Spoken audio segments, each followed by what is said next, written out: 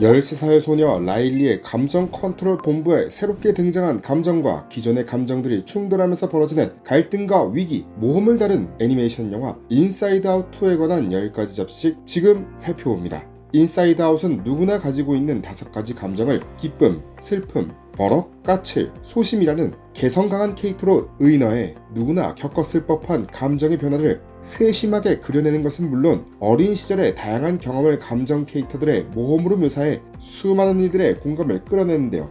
그 결과 전 세계 8억 5천만 달러 이상의 수익을 거뒀으며 88회 아카데미 시상식 장편 애니메이션상을 받으며 전 세계적으로 인정받는 작품이 됐습니다. 인사이드 아웃의 피트 닥터 감독은 감정들의 모습을 디자인하는 것은 감정을 의인화하는 작업이었다. 감정을 수천 개의 입자들로 이루어져 있는 에너지로 생각하고 성격뿐만 아니라 모양, 색깔까지 각 감정을 나타낼 수 있도록 표현하려 했더라고 밝혔죠. 당시 제작진은 기쁨을 라일리의 감정 컨트롤 본부의 대장으로 선택했는데 그 이유는 라일리라는 인물이 본질적으로 행복한 사람이기 때문이었다고 합니다. 인사이드 아웃 2는 전편과 마찬가지로 라일리가 살아가는 현실 세계 그리고 라일리의 다양한 감정들이 고군분투하는 머릿속 세계 등 2개의 세계로 구성됐습니다. 제작진은 라일리가 가족, 친구, 하키 선수들과 상호작용하는 현실 세계와 라일리의 감정들이 사춘기에 이르러 새롭게 맞이한 역경을 헤쳐나가도록 도와주는 머릿속 세계가 극명한 대비를 이루도록 설계했죠. 이는 관객들이 장면을 보자마자 단번에 어떤 공간인지 구분하길 바라서인데요. 먼저 다양한 감정들이 활동하는 머릿속 세계는 흠집이 없고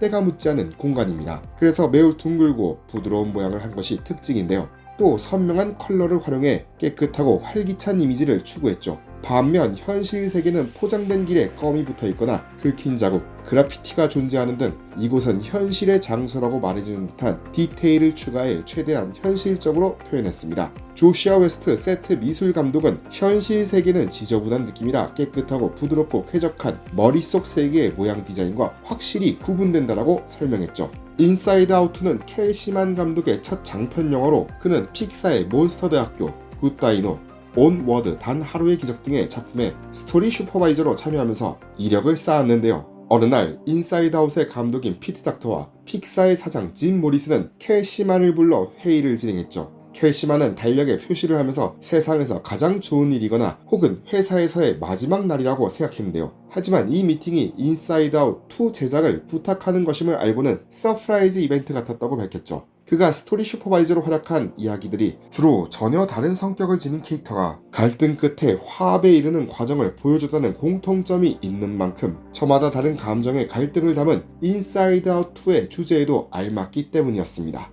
켈시만 감독은 작품을 준비하면서 오리지널 작품보다 더 나아야 한다는 생각을 하지 말라는 다른 픽사 감독들의 조언을 들었는데요. 작업을 앞두고 좋아했던 속편과 그렇지 않은 속편의 리스트를 꾸리면서 켈시만 감독은 자신이 좋아하는 속편은 캐릭터들이 진화하고 성장했다는 공통점이 있던 반면 그렇지 않은 속편은 원작을 그대로 반복한 작품이었다고 분석 결과를 언급했습니다. 그러면서 인사이드 아웃 2는 속편이라고 생각하지 않고 오리지널 작품이라고 생각하면서 만들었다고 이야기했는데요. 결국 켈시만 감독은 10대 청소년의 뇌에서 일어나는 변화에 대해 많은 연구를 한 끝에 일꾼들이 감정 컨트롤 본부를 부수는 아이디어를 떠올리고 이야기를 확장해 나갔다고 밝혔습니다. 이를 두고 켈시만 감독은 건물을 철거할 때 사용하는 거대한 철구인 레킹볼이 감정 컨트롤 본부에 들어오고 일꾼들이 우르르 몰려와 전부 때려 부수기 시작한다는 아이디어를 떠올리게 됐다. 10대 청소년이 된다는 건 일종의 리모델링 공사와 같다라고 설명했죠. 켈시만 감독은 사춘기에 생기는 복잡한 감정 중에서도 불안을 메인 감정으로 삼았는데요. 그는 불안이라는 감정은 10대 청소년이 되면서 마주하게 되는 대표적인 감정으로 대부분의 사람들에게 이해와 공감을 끌어낼 수 있는 감정이라는 점에서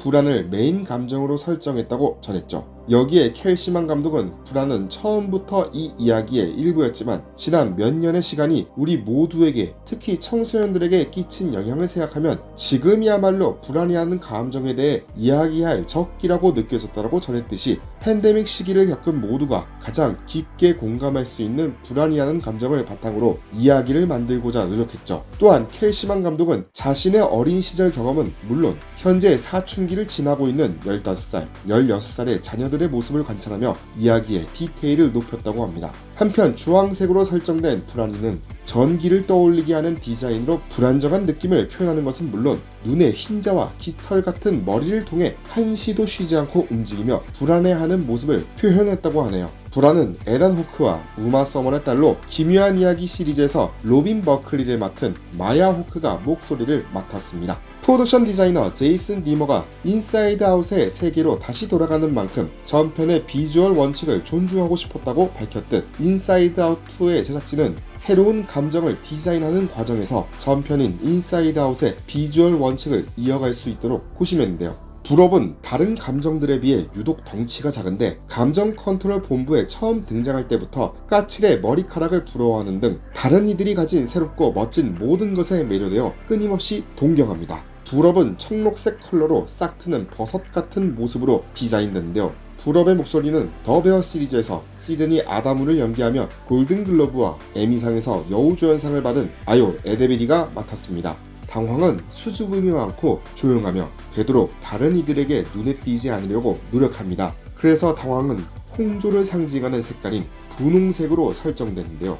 부드럽고 둥근 외형으로 말수가 적고 소심한 성격을 나타내며 눈에 띄고 싶어 하지 않지만 큰 덩치 때문에 그럴 수 없어 매번 당황해야 하는 모습을 표현했습니다. 이런 당황의 목소리는 블랙버드에서 연쇄살인범 레리 홀을 맡으며 골든글로브와 에미상에서 나무조연상을 받은 폴 월터 하우저가 담당했죠. 따브는 지루함과 무기력함으로 가득한 감정으로 능숙하게 눈을 굴리면서 사춘기 특유의 무관심한 태도로 사춘기를 맞은 라일리의 성격을 형성하는 데 일조하는데요. 모든 것을 따분하고 지루하게 여기는 탓에 소파에 드러누운 채 쉽게 일어나지도 않습니다. 그래서 따브는 이런 감정에서 영감을 받아 절뚝거리는 국수가락 같은 자세로 디자인됐죠. 따분의 목소리는 데뷔작이자 칸 영화제 황금 종려상 수상작인 가장 따뜻한 색 블루를 통해 알려진 프랑스 출신 배우 아델 에그자르코플로스가 맡았습니다. 참고로 따분의 원작명은 프랑스어로 권태를 의미하는 앙리죠. 켈시만 감독은 라일리가 성장했기 때문에 영화도 성장해야 한다고 생각했다라면서 영화를 시작하면서 결정한 건 화면 비율이라고 전했죠. 인사이드 아웃의 화면 비율은 1.85대 1이었으나 이번 작품은 2.39대 1로 확장됐는데요. 마크 닐슨 프로듀서는 이 영화를 극장에서 볼 수 있도록 디자인했으며 라일리의 세계가 확장됐기 때문에 화면 역시 확장해야 했다. 감정 컨트롤 본부 역시 확장되었으며 9개의 감정을 화면에 다 넣으려면 조금 더 큰 화면이 필요했다라고 화면비를 바꾼 이유를 소개했습니다. 제작진은 사춘기에 새롭게 생기는 감정들을 다루는 인사이드 아웃 2가 최대한 사실적으로 그려지기를 원했는데요. 이에 여러 단체와 스튜디오 팀원들의 추천으로 9명의 10대 소녀로 이루어진 라일리 크루를 꾸렸고 이 소녀들과 함께 첫 스크리닝부터 영화의 완성까지 3년간 프로젝트를 진행해왔습니다. 라일리 크루는 프로젝트가 시작된 2021년에 13세에서 16세였던 소녀들인데 캘리포니아, 워싱턴, 루이지애나 등 각기 다른 출신지는 물론 음악, 미술, 운동 등 관심사가 다양한 아이들로 구성됐죠. 마크 닐슨 프로듀서는 우리는 배경과 관심사가 다양한 소녀들을 원했다라고 설명했는데요. 이렇게 모인 라일리 크루는 제작진과 3년 동안 주기적으로 영화에 대한 논의를 나눴죠. 작업 중인 영화를 보여주거나 메모를 부탁하는 등의 방식으로 제작진이 그려나가는 이야기에 대한 피드백을 줬는데요. 제작진은 10대 소녀들이 느끼기에 거슬리는 것이 있는지, 어떤 상호작용이 현실적으로 느껴지는지 등을 물어보며 사춘기에 접어든 라일리를 더욱 사실적으로 그려나갔습니다. 지금까지 인사이드 아웃 2에 관한 10가지 잡지식이었습니다. 구독, 좋아요, 알람 설정 버튼 꼭 눌러주시고 다음 시간에 만나요.